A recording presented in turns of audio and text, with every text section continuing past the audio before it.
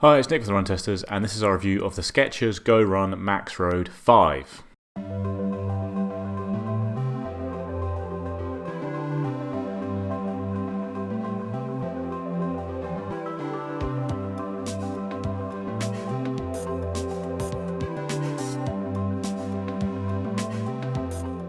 So the Skechers MaxRoad 5 is a max cushion shoe, as you can see, but it's not your typical max cushion shoe. Despite the fact it's got a stack that goes right up to kind of 38mm at the heel, it still only weighs 254 grams in my UK size 9, which is 8.9 ounces. The drop overall is 6mm from heel to toe, and it costs £130 in the UK and $140 in the US. This is my first experience with the MaxRoad line, but from what I understand, the MaxRoad 4 was, a shoe that had had a big stack of this foam, but was a little bit unstable. And Skechers has made some changes here to kind of make it a more stable shoe while retaining the big stack of foam. The foam in question is Hyperburst. It's a very good foam. It's Skechers, kind of signature foam. It's carbon dioxide and nitrogen infused EVA foam. Infusing the gases expands the foam, makes it feel a bit more poppy. It's a great, it's a foam I've used on things like the GORun Razor XS and the Speed Elite, and I really like it generally. The shoe has an engineered mesh upper. It's got an internal toe bumper at the front, which kind of raises it a little bit off your toes, and there's these kind of plastic things along the side just to add a little bit more structure and try and prevent your foot moving around laterally. There is a little heel counter as well. It's not too rigid, but it's there at the bottom, and there's good amount of padding around the kind of heel and collar, and then a little bit on the tongue as well. Like, you see, there's a lot of padding. This is a shoe kind of built for comfort, but it is so lightweight just because all that big stack there is made of this very lightweight foam. Now, key update to the MaxRoad 5 compared to kind of past shoes in the line is a carbon-infused H-plate in the midsole. Basically just there to provide stability when you've got such a big stack of what is, not the softest foam out there, but still quite a soft foam. So the plate, as well as adding stability, kind of speeds transition from midfoot to toe off, and you can see there's a big heel bevel and a generous kind of rocker design here. Basically, this whole shoe is built to try and get you moving through your foot strike wherever you land and get you off your toes. Then on the outsole, you've got Goodyear rubber, which is another common feature on Skechers range. It's really good rubber. It's durable. It grips well in lots of conditions. Slightly different design here. You've got going on. You've got all these kind of pods. They kind of stick out a little bit. It means there's a fair amount of exposed foam. I'd say the design for me worked really well in that the exposed foam doesn't really come into contact with the ground because the pods do stick out slightly. So I haven't really seen any kind of worrying signs of wear and tear, but you will pick up the odd stone, as I have there, in between those pods. But generally, yeah, it's a good outsole. It's gripped really well for me. It's starting to get quite cold here in the UK, slightly slippery pavements, and it's done really well. So I'm in my usual size in the MaxRoad 5, and it's been perfectly fine. There's quite a lot of room up in the toe box. I think that's been a fairly common thing for me with Skechers shoes, getting my UK size. So maybe there's scope there to go half size down, but yeah, it fits really well around the midfoot, and there's a really nice kind of lockdown around the heel. No worries of anything like slippage there. So yeah, I was perfectly happy true to size. So I was really looking forward to running in the MaxRoad 5. Like, I've really enjoyed kind of using Skechers shoes for the first time this year. I think the GORun XS is one of kind of my favourite shoes of the year. And I've heard a lot of really good things about this shoe. It is light, it's really, really cushioned. It should have the potential to be a really fantastic easy day shoe, maybe even kind of a daily trainer as well. I'll tell you, in the kind of first run out of the box, it felt a little bit firm to me. It did break in pretty quickly. I don't think I had any break in on the GORun XS. I thought it felt kind of great from the start, but maybe it's just more foam here. I think it didn't feel like super cushy at first, but once I got kind of 10-20k in the shoe, it did start to feel quite nice and soft on landing with all this kind of hyperburst foam underfoot. And once actually I did get that kind of slightly more cushy feel, you get a bit more rebound from it as well. However, it's still not cushy. Like, I think there are certainly softer shoes out there, things like the Nike Invincible, the Asics Nova Blast.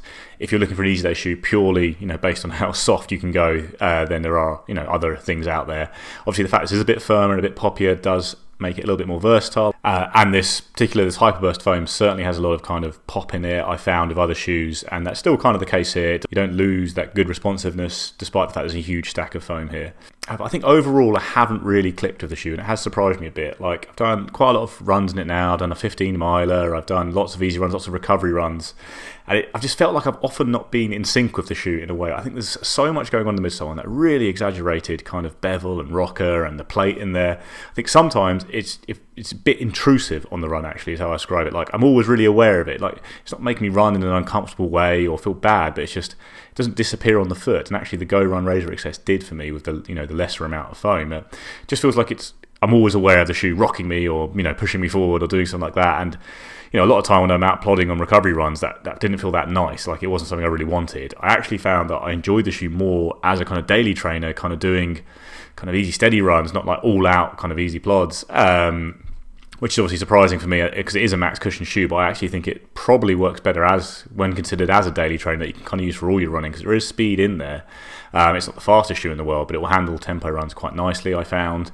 And just generally, actually, when you're running with a bit more purpose, I found certainly that it just felt better on the foot. When I was just out for a meander, kind of, doing some recovery miles, I just found that there's so much going on in the midsole and the kind of the way the shoe is designed to tip you forward and get you going, that it was always on my mind when I was running in it. And that wasn't something I particularly loved. I didn't hate it, the ride of the shoe during those runs, but yeah, it wasn't something I look forward to using. Whereas, some of those kind of easy early morning recovery, I tend to do my real recovery run on a Wednesday after a session really early in the morning, and I really like doing it. And things like the Nike Invincible, the Nova Blast, even kind of more traditional options like the Puma Magnify or the Saucony Triumph, they're kind of big cushy shoes, but you kind of forget about them. Whereas this was always kind of like, there's something going on underfoot, and I'm very aware of it. I will say, with the H plate and stuff like that, I had no stability concerns with the shoe at all. Like, I am generally a neutral runner. Sometimes I pronate a little bit in the high stack super shoes like the Alphafly, but I had no real worries about any kind of stability concerns. Took it onto kind of canal path, another uneven ground, without really thinking about it at all. But yeah,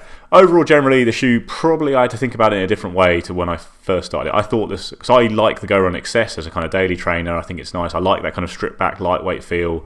And I thought this was going to offer a similar thing for easy day shoes. It's just, I don't like really heavy shoes even on easy runs, and the fact this was so light, I thought it'd be perfect for me. But it was just slightly intrusive, just because of the way it is such an aggressive, I think, design underfoot in terms of getting you rolling through smoothly. And when I was running with a bit of purpose and rolling through well, it was nice, but when I was just kind of plodding along, it was just a bit much, I found.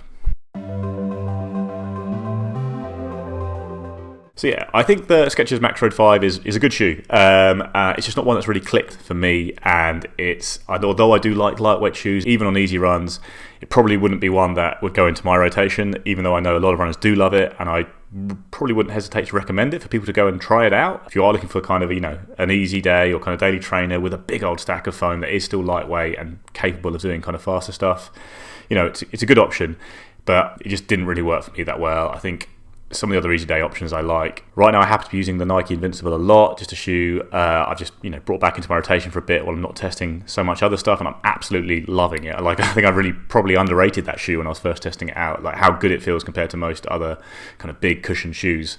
And yeah, I enjoyed that more, and I probably enjoy other shoes more, even like kind of more traditional ride, like the Puma Velocity Nitro, which also has kind of a similar design of foam as Hyperburst, but isn't so kind of intrusive. It does disappear on the foot a bit more on easy runs and that kind of thing. So yeah, there's lots of really nice shoes out there in this category. There's the Brooks Glycerin, I think it's a fantastic, comfortable shoe. Saucony's Triumph 19 is a solid shoe. The Puma Magnify Nitro is also, if you want the kind of Puma foam, the kind of Nitro foam they have in a max cushion style shoe, the Magnify works very well. I found the Velocity Nitro is cushioned enough for me to use for all my easy running.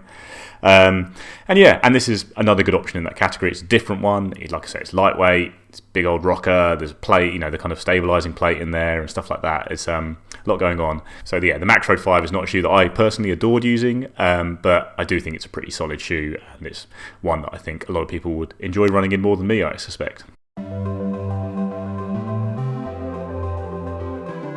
That's it, guys. That is our kind of review of the Skechers MaxRoad 5. Have you used the shoe? What do you think of it? Are you a huge fan? Did you find the ride a little bit kind of, overwhelming at times, like I did? Let us know in the comments below. Please like, subscribe, ring the little bell, and we will see you next time.